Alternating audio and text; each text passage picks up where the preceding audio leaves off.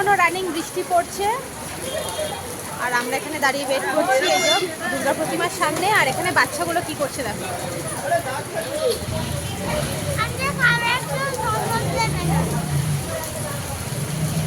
কি করছো সায়ন বলো? একটু বাইক করে দেখো।